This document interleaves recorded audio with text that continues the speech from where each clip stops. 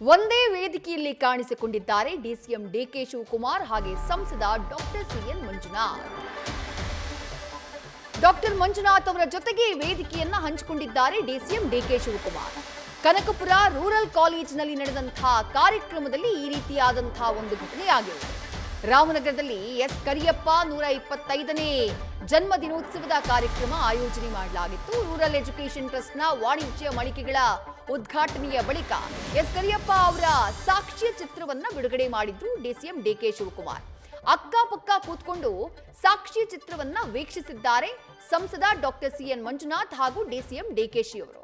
ಕಾರ್ಯಕ್ರಮದಲ್ಲಿ ಡಾಕ್ಟರ್ ಸಿಎನ್ ಮಂಜುನಾಥ್ ಹಾಗೆ ಅವರ ಪತ್ನಿ ಅನಸೂಯ ಅವರು ಕೂಡ ಭಾಗಿಯಾಗಿದ್ರು. ಆ ದೃಶ್ಯಗಳನ್ನ ಗಮನಿಸ್ತಾ ಇದ್ದೀವಿ.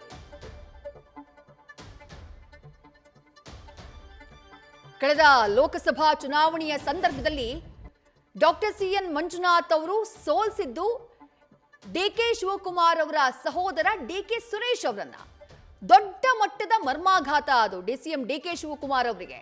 ತಮ್ಮ ಸಹೋದರನನ್ನ ತಮ್ಮ ಜಿಲ್ಲೆಯಲ್ಲೇ ಗೆಲ್ಲಿಸಿಕೊಂಡು ಬರೋದಕ್ಕೆ ಸಾಧ್ಯ ಆಗಿರಲಿಲ್ಲ. ಬೆಂಗಳೂರು ಗ್ರಾಮಾಂತರ ಜಿಲ್ಲೆಯಲ್ಲಿ ಡಿಕೆ ಸುರೇಶ್ ಅವರು ಸೋಲನ್ನ ಕಾಣಬೇಕಾಯಿತು. ಅಲ್ಲಿ ಗೆದ್ದು ಬೇಗಿದ್ದು ಮೈತ್ರಿ ಅಭ್ಯರ್ಥಿಯಾಗಿ ಕಣಕ್ಕಿಳಿದಂತಹ ಬಿಜೆಪಿಯ ಡಾಕ್ಟರ್ ಸಿಎನ್ ಮಂಜುನಾಥ್ ಅವರು.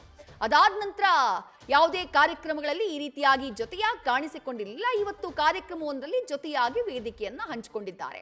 ಆ ಸಂದರ್ಭದಲ್ಲಿ ಒಂದಿಷ್ಟು ಮಾತುಕತೆಗಳನ್ನ ಕೂಡ ಮಾಡಿದ್ದಾರೆ. ಆ ದೃಶ್ಯಗಳನ್ನ ಗಮನಿಸ್ತಾ ಇದ್ದೀರಿ. ನ್ಯೂಸ್ ಫಸ್ಟ್ ನಿರ್ಭೀತಿಯಿಂದ ನಿಮ್ಮ ಪರವಾಗಿ.